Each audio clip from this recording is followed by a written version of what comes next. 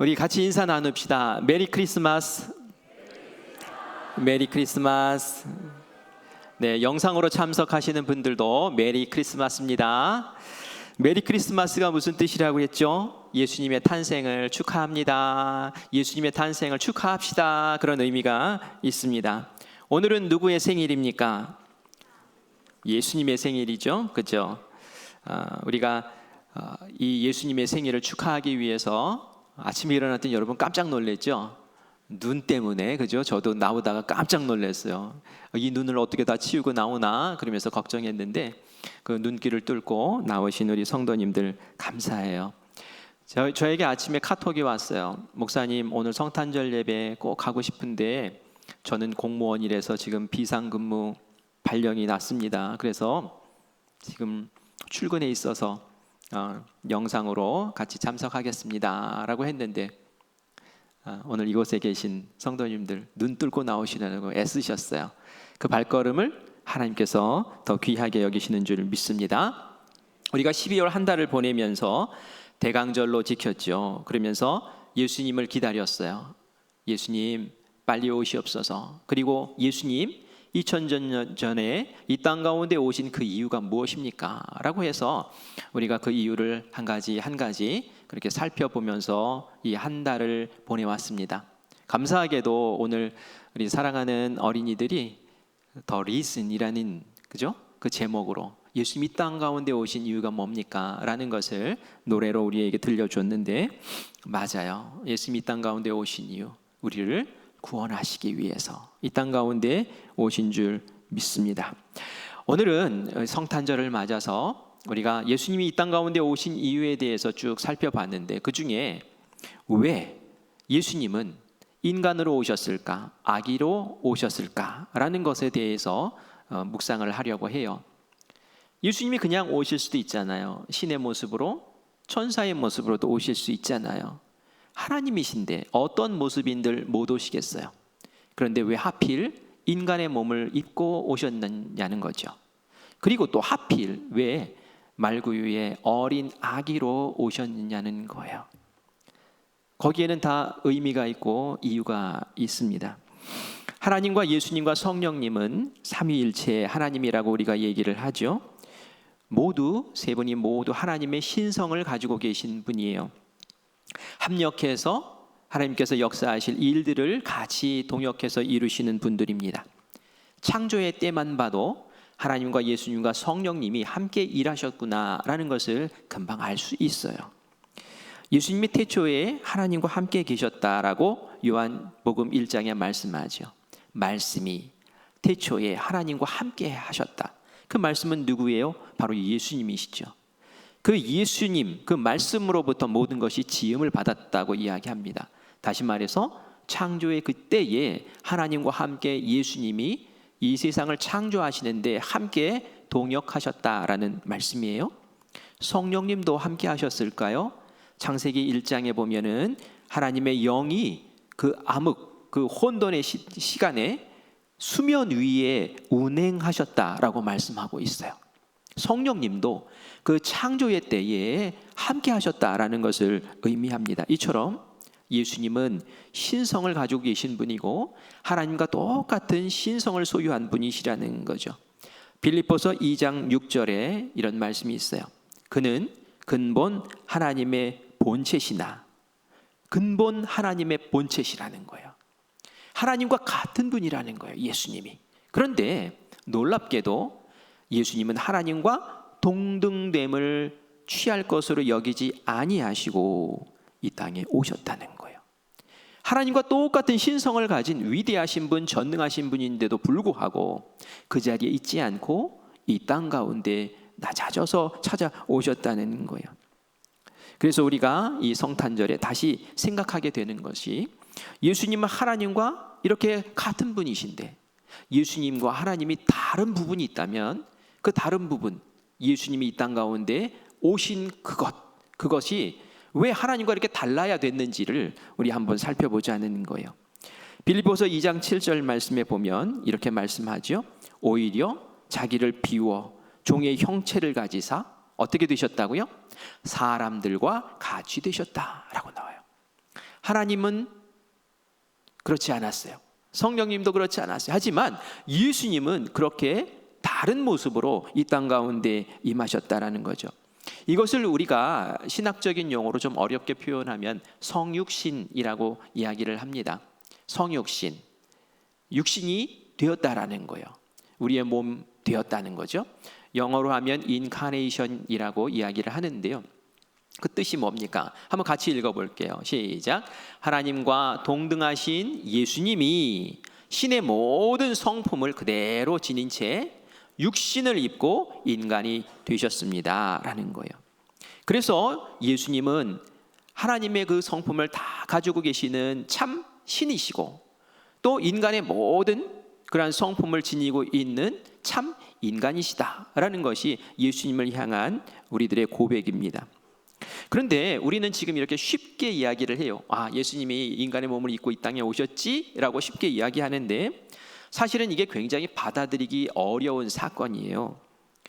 어떻게 전능하신 하나님이, 그 광대하신 하나님이, 천지를 창조하신 그 하나님이 어떻게 인간의 이 작은 몸뚱아리 안에, 우리의 몸을 우리가 잘 알잖아요. 얼마나 연약합니까? 얼마나 한계가 있습니까? 그런 이 몸 안에 들어오셔서 이 몸 안에 들어오셔서 생각을 하셨는가라는 거예요. 정말 그 일을 어떻게 하셨는가라는 거예요. 이게 말이 되느냐는 거예요. 그래서 중세에서는 마리아와 예수님을 성화로 그릴 때에 이렇게 그렸는데 참 기이하게 좀 그렸어요. 한번 그림을 보세요. 여러분 뭐가 기이한지 한번 보세요. 여기 보니까 마리아가 있어요. 또 예수님이 있어요. 아기 예수님이에요. 근데 제가 아기 예수님의 얼굴을 조금 더 확대해서 보여드리죠. 여러분 아기 예수님입니까? 아무리 제가 우리 영화부 유치부 아이들 봐도 저런 얼굴 찾기가 정말 힘들어요. 그런데 중세에는 예수님의 얼굴을 표현할 때 저렇게 그렸다는 거죠. 보니까 어른 얼굴이에요. 성인의 얼굴이에요. 왜 저렇게 그렸을까요? 그 당시 화가들이 그림 실력이 없어서 아기들의 얼굴을 그릴 수가 없어서 저렇게 했을 리는 없잖아요. 당시의 화가들은 돈을 받고 교회에서 요구하는 대로 그림을 그려줬습니다. 교회에서 요구한 거예요. 아기 예수님을 그릴 때는 아기 얼굴을 그리지 말아달라. 장성한 성인 온전한 어른의 얼굴로 그려달라라고 부탁을 한 거죠. 왜 그랬을까요? 하나님이, 예수님이 그렇게 전능하신 분이 아기의 모습으로 이 땅 가운데 오셨다라는 것이 용납이 잘 안 되는 거예요. 아기가 얼마나 미약합니까? 인간도 연약한데 이 아기는 늘 돌봐줘야 되는 거예요. 늘 젖 먹여야 되고요. 기저귀 갈아줘야 되고요. 예수님이 기저귀를 갈아야 된다? 이거 생각하니까 이건 끔찍한 거예요. 이거 받아들일 수가 없었다는 거죠. 그래서 그림만으로라도 예수님을 표현할 때 어른으로 좀 표현하자 해가지고 몸은 작지만 어른처럼 어른의 얼굴로 그렇게 성인의 온전한 얼굴로 표현을 했다는 거예요. 사실성보다는 표현성에 이렇게 비중을 더 두었다는 얘기죠. 그런데 이후에 시대가 바뀌어서 르네상스 시대가 되었을 때는 그 성화가 달라집니다. 한번 보세요. 어떻게 달라졌습니까? 달라졌죠. 그죠? 아기 예수님이 정말 아기같이 그려졌어요. 제가 이 그림을 보여드리는 이유는 우리는 쉽게 하나님이, 예수님이 이 땅 가운데 아기의 모습으로 오셨어 라고 너무 쉽게 이야기하지만 신심이 깊은 사람들, 전능하신 하나님을 경외하는 그 마음이 뜨거운 사람들은 하나님이 이 땅 가운데 아기의 모습으로 오셨다라는 것이 용납이 안 되는 거예요. 그게 받아들여지지 않는 거예요. 그게 이해가 되지 않는 거예요. 우리가 10월부터 12월까지 계속 욥기를 묵상하고 있죠. 욥의 친구들과 욥이 계속 논쟁을 하는 것이 무엇입니까? 욥의 친구들은 얘기해요. 욥, 네가 지금 고통받는 것은 네가 뭔가 잘못한 것이 있으니까 인과 응보로 내가 지금 고통을 받는 거야. 빨리 회개해 라고 얘기하죠. 욥은 그렇지가 않았어요. 욥은 의롭게 살았어요. 죄가 없어요. 그런데 이유 없이 나에게 찾아온 이 고통 때문에 하나님 왜 이러십니까 저에게? 하나님 그 이유를 알려주세요 하면서 하나님께 따져 묻습니다. 하나님 좀 말씀 좀 해보세요 하면서 하나님께 따져 묻습니다. 그것이 계속 37장까지 이어져요. 그러다가 38장 되었을 때에 드디어 하나님이 욥을 찾아와서 만나 주셔요. 그리고 말씀하시는데 기대하기는 시원하게 욥아 네가 이렇게 고통받고 이유 없는 고난당하는 이유가 바로 이런 것 때문이야 라고 말씀해 주실 줄 알았어요. 근데 그런 말씀 하나도 안 하세요. 오히려 욥에게 질문을 막 쏟아부으시는 거예요. 네가 이 땅이 창조될 때 있었느냐? 이 땅이 창조될 때 네가 보았느냐? 이 물이 지음받고 운행되는 것을 네가 보았느냐? 저 하늘의 별, 하늘의 달 전체가 운행되는 것을 네가 아느냐? 이 기후에 대해서 네가 아느냐? 이 동물들에 대해서 네가 아느냐 하면서 막 질문을 쏟아붓는데 욥이 하나도 대답을 못 하겠는 거예요. 욥은 스스로 내가 많이 안다고 생각하고 내가 의롭다고 생각하고 내가 그래도 이 땅에 있는 많은 사람들 가운데는 그래도 나은 사람이라고 생각을 했는데 하나님이 툭툭 던지시는 그 질문 가운데 그 어떤 것도 대답을 할 수 없는 거예요. 왜 그럴까요? 차원이 그렇게 다른 거예요. 하나님과 인간은 차원이 그렇게 다른 거예요. 하나님은 천지를 주장하시고 창조하시고 운행하시고 그것을 이끌어 나가시는데 인간은 그 안에서 같이 움직이는 존재이지 하나님과 함께 그것을 움직일 수 있는 존재가 아니거든요. 그렇게 질적인 차이가 많이 난다는 얘기예요. 그런데 하나님께서 이 질적인 차이를 무시하고 이 땅 가운데 인간의 몸을 입고 오셨다는 것, 이것이 정말 어마어마한 사건이라는 거예요. 그리고 그것을 생각하고 그것을 묵상하고 감사하는 그 날이 바로 성탄절이라는 얘기입니다. 궁금하지 않습니까? 하나님이 그냥 하나님의 모습으로 막 신적인 모습으로 빛을 막 드러내시면서 그렇게 나타나실 수도 있는데 왜 하필 인간의 몸으로 오셨습니까? 라는 거예요. 하나님께서 성육신 하셨다. 그런 것은 우리에게 어떤 시사점이 있는지 제가 몇 가지 얘기할 텐데요. 가장 중요한 이유는 우리 아까 어린아이들이 찬양했던 것처럼 우리의 죄를 속죄하기 위해서 인간의 몸으로 오셨어요. 그럼 우리가 또 궁금한 게 생겨요. 아니 인간의 죄를 속죄하시려고 오셨으면 아니 신의 모습으로 오시면 인간의 죄를 속죄하지 못하나? 못해요. 꼭 인간의 모습으로 오셨어야만 해요. 그 이유는 내일 얘기하려고 그래요. 왜 내일 하려고 그러냐면 내일은 세례식도 있고 성만찬도 있거든요. 그때 이것을 같이 얘기해야지 그 시간이 더 은혜가 될 것 같아요. 그래서 오늘 제가 좀 아껴두려고 해요. 내일 꼭 오시란 얘기예요. 그런데 먼저 알 것은 인간으로 오시지 않으면 우리의 죄를 속죄하지 못하셨다라는 거예요. 우리의 죄를 속죄하기 위해서 예수님이 이 땅 가운데 오셨습니다 라는 것을 여러분들에게 먼저 말씀을 드려요. 예수님께서는 우리의 죄를 속죄함으로 말미암아 기대하시는 것이 있었어요. 뭘 기대했을까요? 하나님과 우리의 사이가 죄 때문에 갈라져 있는데 벌어져 있는데 이 관계를 하나로 딱 묶고 싶으신 거예요. 우리가 하나님과 벌어져 있다라는 것은 하나님은 천국에 계시고 우리는 이 땅에 있지만 결국 이 땅에서의 삶이 끝나면 하나님은 여전히 천국에 계시고 우리는 지옥으로 간다는 것, 그게 명확한 거거든요. 하나님과 우리 사이의 관계, 이 관계를 친밀한 관계, 돈독한 관계, 하나된 관계, 함께 있는 관계로 만들기 위해서 예수님이 그 죄를 해결하기 위해서, 그 걸림돌을 해결하기 위해서 이 땅에 인간의 몸으로 오신 줄 믿습니다. 함께하는 것 이것이 복이고요. 이게 사랑입니다. 예수님은 그것을 우리에게 알려주시기 위해서 이 땅 가운데 오셨어요.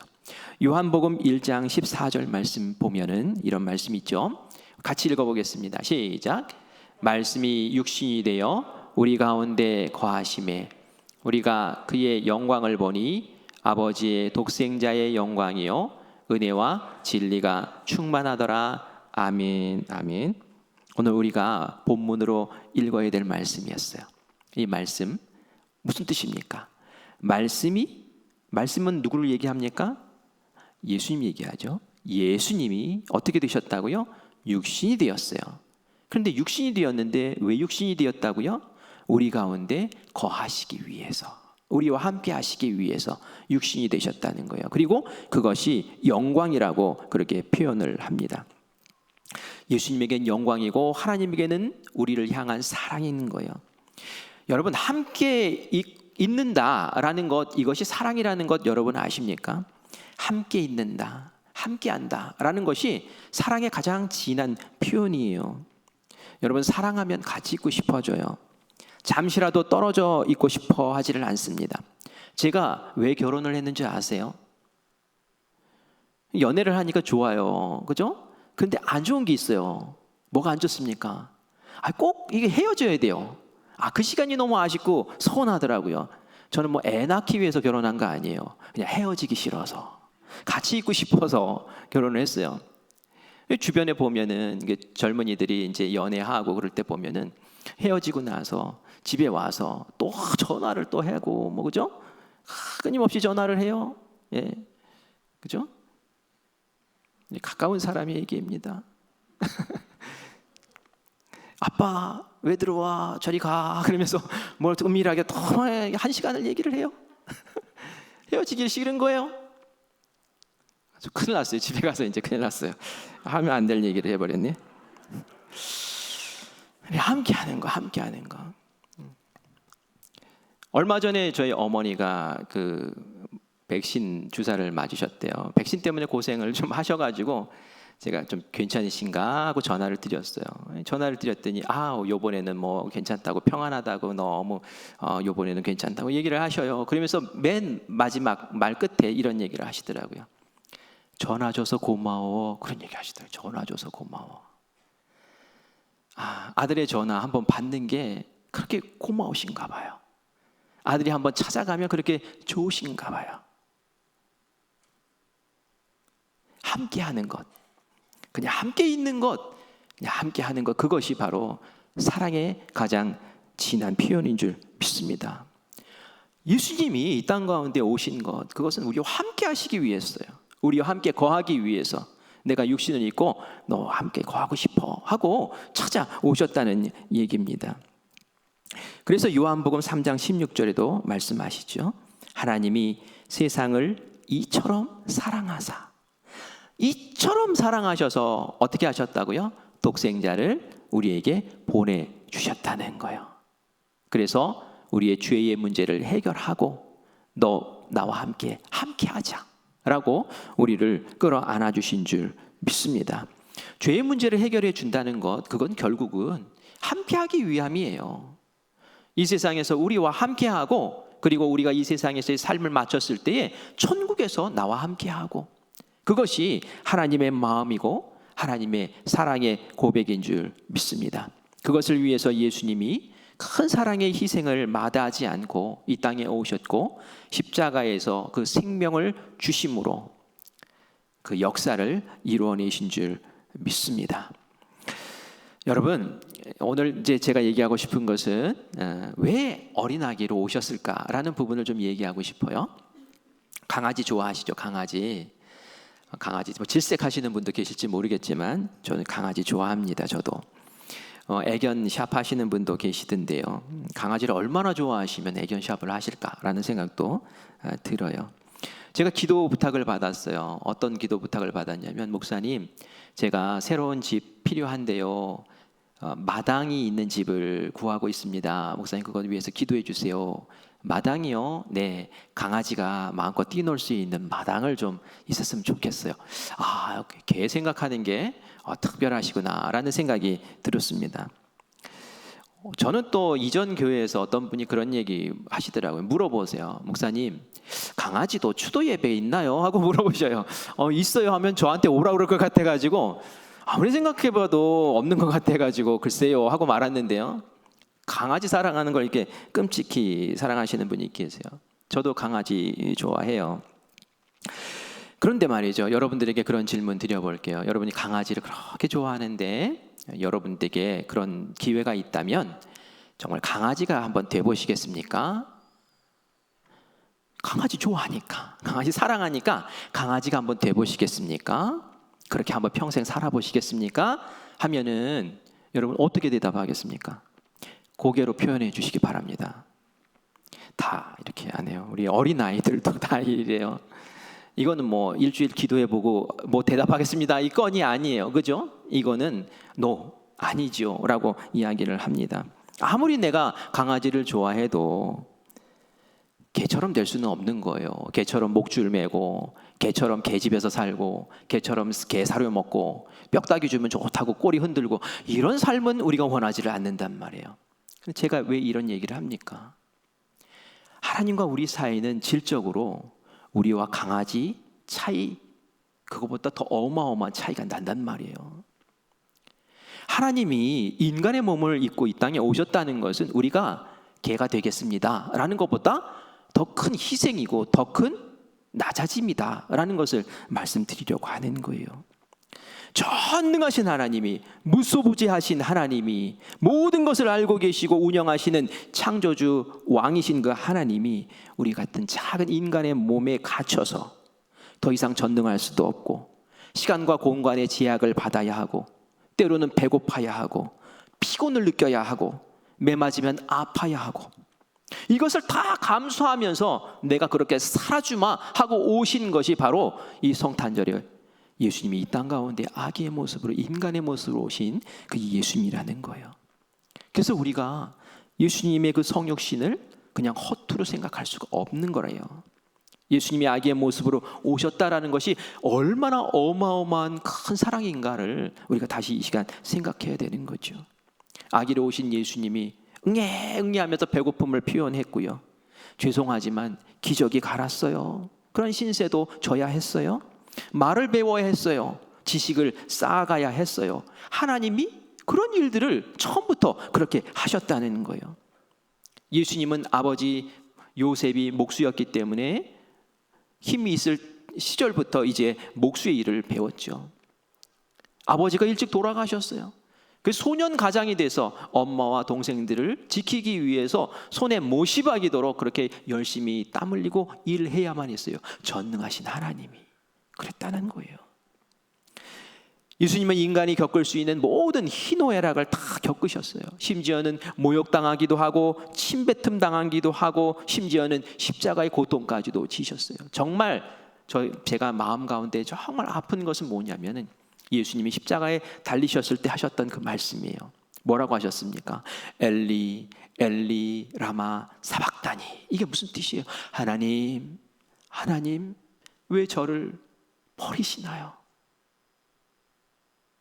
하나님에게 버림받는, 하나님에게 저주받아서 버림받는 인간의 죄를 다 뒤집어 쓰셨으니 하나님께서 그 예수님조차도 저주하고 버린 그 시간, 그 순간이 이 예수님에게 있었다는 거예요. 그것을 온팍 뒤집어 쓰고 예수님이 철저하게 버림받는 그 아픔의 자리까지 들어가셨던 것을 우리가 봅니다. 왜 그랬습니까? 예수님이 우리를 위해서 인간의 몸으로 이 땅 가운데 오셨기 때문에 그런 거예요. 예수님이 아기부터 장년에 이르기까지 그렇게 살아오셨기 때문에 우리의 모든 것들을 다 하시고 우리의 모든 것을 다 끌어안고 그렇게 우리에게 내가 너 사랑한다 라는 표현을 하나님 앞에서 하실 수 있었던 줄 믿습니다. 예수님이 이렇게 인간의 모습으로 오시는 것은 참 감사한데 히브리서 2장 18절 이 말씀 때문에 감사해요. 같이 읽어보겠습니다. 시작. 그가 시험을 받아 고난을 당하셨은즉 시험 받는 자들을 능히 도우실 수 있느니라. 아멘. 뭡니까? 예수님이 이미 모든 고난과 시험을 몸소 겪으셨다죠. 그래서 우리의 고난, 우리의 아픔, 우리의 감정까지도 다 아시기 때문에 우리를 능히 도와주실 수 있다는 거예요. 몸소 겪지 않으면 그럼 못 도와주시나? 라고 우리가 질문할 수 있지만 몸소 겪은 것과 몸소 겪지 못한 것은 엄청난 차이가 있어요. 제가 최근에 저도 코로나 백신 이제 3차 접종을 했는데 1, 2차 때는 그냥 뭐 한나절 약간 뻐근하고 피곤하고 그리고 나서는 괜찮았어요. 그런데 이 3차 접종은 하고 나서는 한 3일 정도 끙끙 좀 앓았어요. 몸살이 나가지고 힘들었어요. 처음에는 아이고 1, 2차 맞았을 땐 이거 물백신 아니야? 막 그러면서 막 자신만만했어요. 우리 부교육자들이 백신 맞고 목사님 제가 하루만 좀 쉬면 안 될까요? 아 그래 하루 쉬어요. 그러면서 속으로는 뭐라는 줄 아세요? 아이고 이 약한 녀석들 같으니라고 그게 뭐 힘들다고 이랬는데 말이죠. 제가 3차 접종하고 나서는 하루 더 쉬게 해줄 걸 막 그런 생각이 드는 거예요. 몸소 겪고 나니까 알겠더라고요. 몸소 겪고 나니까. 그만큼 이해가 되는 거예요.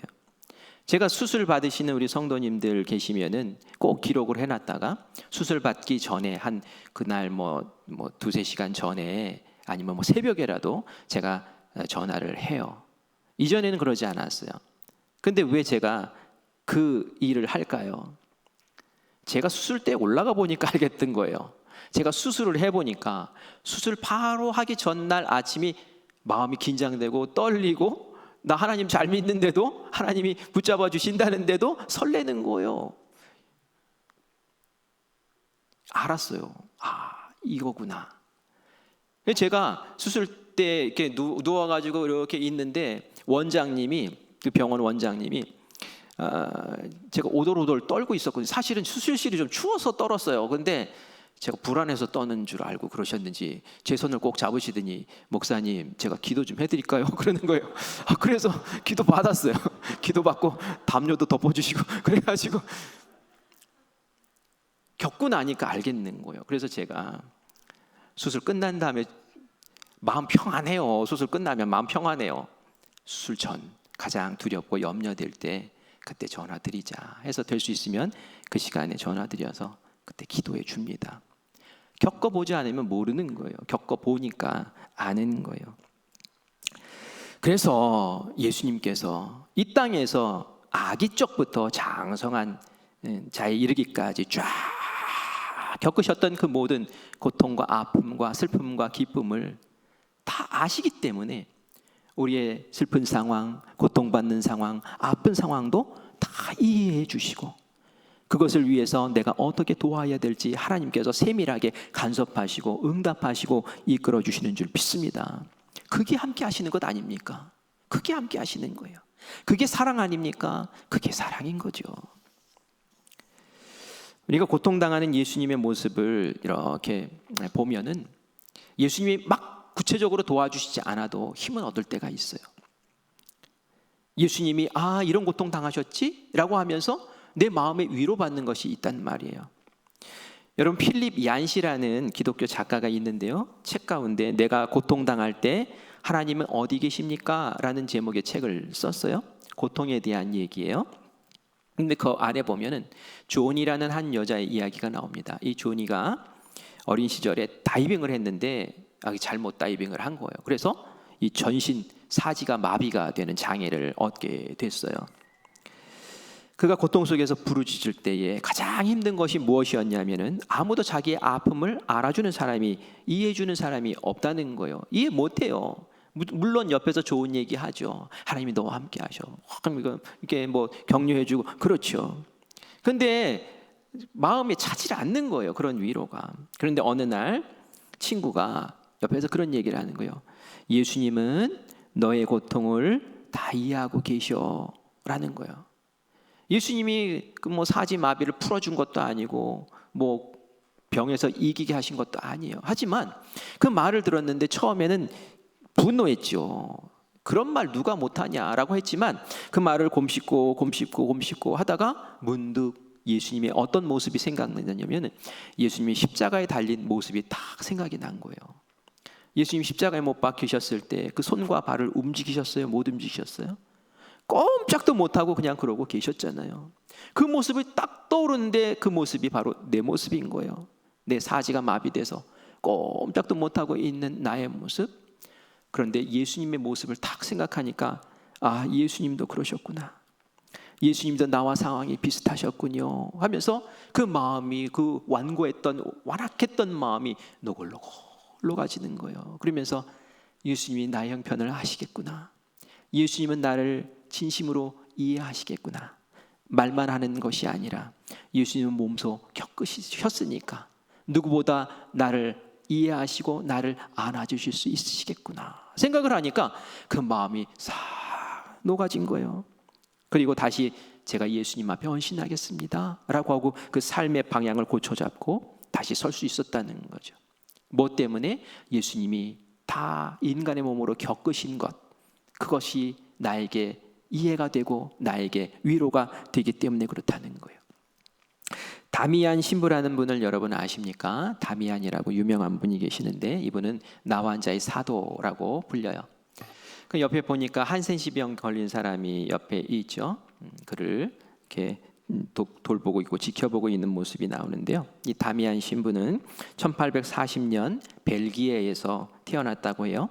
신부가 되어서 33세의 나이로 몰로이카라는 섬으로 건너갔대요. 근데 이 섬에는 누가 살았냐면은 그 하와이에 있는 많은 그 섬들에 있는 사람들 가운데 그 한센시병 걸린 사람들을 다 그쪽으로 이제 보내서 격리 수용을 한 거예요. 그 섬으로. 꼭 우리나라에도 이런 섬이 있었죠. 어디예요? 소록도. 그죠? 소록도 여러분 들어보셨죠? 비차반 생활을 그곳에서 하고 있는 소식을 듣고 이분이 다미안 신부님 그쪽에 헌신하겠다고 들어갔어요. 열심히 수고했어요. 매일 넘쳐나는 그 시체들을 다 돌보고 기도해주고 관을 만들어서 관에 장사를 지내주고 이런 일들을 끊임없이 했어요. 그런데 말이죠, 그 마음 가운데 서운함이 있는 거예요. 뭐가 서운했을까요? 그렇게 내가 수고하고 헌신하는데 그 사람들이 나를 한 가족으로, 한 일원으로, 공동체 일원으로 받아들여 주지를 않는 거예요. 왜 그랬을까요? 너는 멀쩡하잖아. 너는 우리들의 아픔을 몰라. 너는 멀쩡하잖아. 네가 하는 말이 우리에게 진정한 위로가 되지 않아. 이런 거예요. 그러니까 수고하면서도 아픈 거예요. 마음이. 공감을 해주지 않는 거예요. 그래서 그는 깨달았어요. 아, 내가 나환자가 되기 전에는, 한센시병에 걸리기 전에는 이들과 일치된 삶, 진정한 공동체의 일원으로 함께 할 수가 없구나라는 것을 알게 됐어요. 어느 날 일정을 모두 마치고 집에 돌아와서 이제 땀 흘리고 했으니까 샤워를 하려고 물을 데펴놓고 있는데 손님이 와가지고 그 손님하고 얘기를 하다 보니 물이 생각보다 더 뜨거워진 거예요. 그래서 물을 바가지를 퍼가지고 이제 옮기고 찬물을 부으려고 딱 펐다가 이 바가지에 있는 뜨거운 물이 발로 팍 쏟아졌어요. 그럼 여러분 어떻게 해야 됩니까? 아, 뜨거워! 이러잖아요. 그리고 아유, 큰일 났네. 아이고, 젠장! 이럴 텐데 그런 말이 안 나오는 거예요. 왜요? 발에 감각이 없어진 거예요. 뜨겁지가 않은 거예요. 분명히 심하게 화상을 입었는데 뜨겁지가 않은 거예요. 여러분, 다미안 신부가 어떻게 기도했겠습니까? 주여, 저를 고쳐주세요. 저를 낫게 해주세요. 라고 이렇게 기도했을까요? 그때 이렇게 기도했답니다. 주님, 감사합니다. 이제 저도 저들과 같이 문둥이가 되었습니다. 한센시병이 걸렸습니다. 이제 저도 저들과 똑같은 고통을 겪게 되었습니다. 이제는 저들도 알 것입니다. 제가 저들을 얼마나 사랑하는지를. 이렇게 기도를 했다는 거예요. 제가 그들과 함께 그들의 모습으로, 낮아짐으로 그들이 내가 얼마나 사랑하는지를 알게 해주실 감사합니다 라는 거예요. 하나님이 말이죠, 우리를 이렇게 사랑하시는데 사람들은 몰라요. 양 같아서 각기 제 길로만 가요.